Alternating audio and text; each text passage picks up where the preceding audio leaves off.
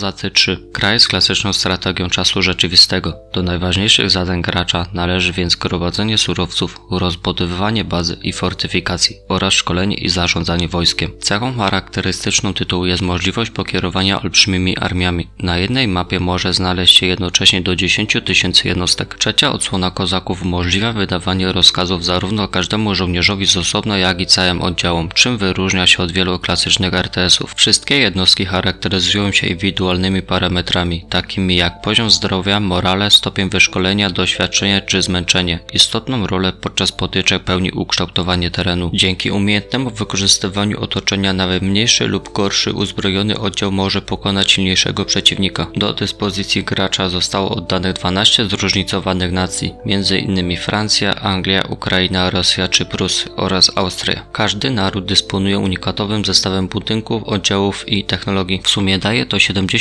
różnych typów jednostek do wyszkolenia, 100 wynalazków do opracowania i ponad 140 odmiennych konstrukcji do wzniesienia. Dawn of Man jest strategią łączącą w sobie elementy city buildera i survivalu. Gracz wciela się w niej w opiekunę prehistorycznej wioski. W czasie rozgrywki zetknie się on ze wszystkimi epokami, które składają się na ten okres historii. Zadaniem gracza jest przeprowadzenie wioski przez wszystkie te etapy i stawiania czoła ciągle zmieniającym się aspektom środowiskowym i technologicznym. Gracz ma do dyspozycji określony obszar, na którym rozbudowuje swoją osadę. Na mapie znajdują się surowce, które posłużą do ciągłego rozwoju, w tym stawiania nowych budynków czy tworzenia narzędzi niezbędnych do przetrwania. Istotną rolę w rozgrywce pełnią pory roku. Do nich należy dostępność pożywienia, np. ryby najłatwiej jest zdobyć wiosną, a owoce na obficie występują na początku lata. Również zwierzęta stanowiące źródło wielu surowców, takie jak skóry czy kości, pojawiają się w okolicach osady tylko wtedy, jak jest ciepło. Zimą natomiast wszelkie źródła pożywienia są niedostępne, a mieszkańcy dodatkowo potrzebują ciepłych ubrań. Wraz z postępem rozgrywki gracz opracowuje nowe technologie, które pozwalają uzyskać dostęp do bardziej zaawansowanych rozwiązań. Dzięki nim można m.in. rozpocząć uprawę warzyw. Niestety każda kolejna technologia wiąże się z pewnymi konsekwencjami, jak na przykład zwiększone zapotrzebowanie mieszkańców na żywność. Na osadniku czekają także różne rodzaje zagrożenia. Jest wiele czynników, które mogą spowodować śmierć. Same polowanie na prehistoryczną zwierzynę, jak na przykład mamuty. Dodatkowo wioska może zostać zaatakowana przez łupieżców. Do obrony przygotowano szereg broni i fortyfikacji, które gracz może skonstruować.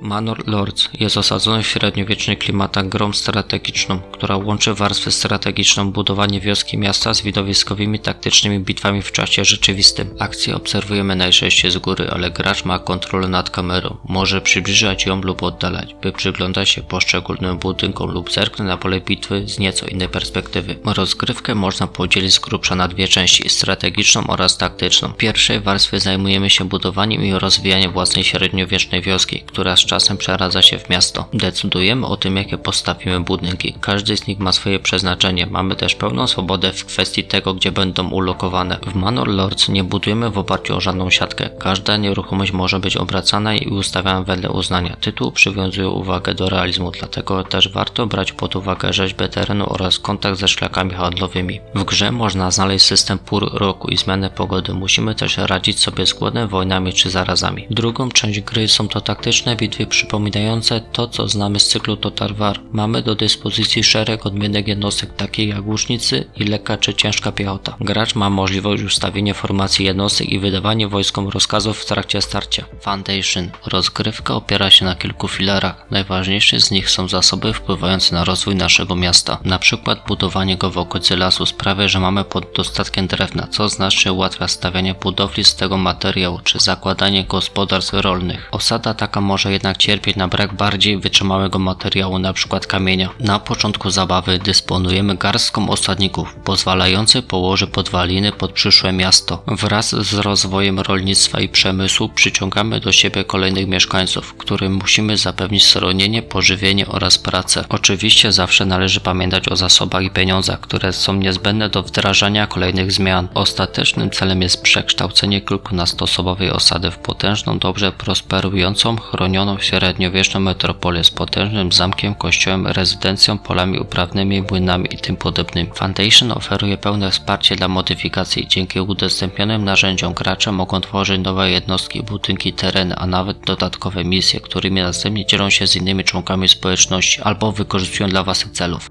Frostpunk jest połączeniem strategii czasu rzeczywistego i city buildera, wzbogaconą o wyraźne zarysowane elementy survivalowe. Akcja toczy się w alternatywnej wersji XIX wieku, w której na Ziemi zapanowała nowa epoka lodowcowa. Garstka ocalałych, nad którą przejmujemy kontrolę, szuka schronienia w pobliżu parowego generatora ciepła. Chcą utrzymać ostatni bastion ludzkości. Cała społeczność musi dostosować się do nowej mroźnej rzeczywistości. Rozgrywka skupia się w okolicach generatora ciepła, wokół którego w koncentrycznych kręgach rozbudowana jest osada ocalałych. W toku zmagań konstruujemy nie tylko domy dla mieszkańców, lecz także rozmaite budynki przemysłowe, szpitale, domy opieki czy kuchnie. Rozgrywka polega przede wszystkim na zarządzaniu społecznością w taki sposób, by za wszelką cenę utrzymać ją przy życiu. Ważna jest także eksploracja skutego lodem świata. Posyłanie zwiadowców wiąże się z dużym ryzykiem, bo wysyłani na mroźne pustkowia skauci mogą trafić na śmiertelne niebezpieczeństwa. Jednak tylko w ten sposób można na przykład odkryć dodatkowe złoża bezcennego węgla. Do następnego odcinka. Pozdrawiam, cześć.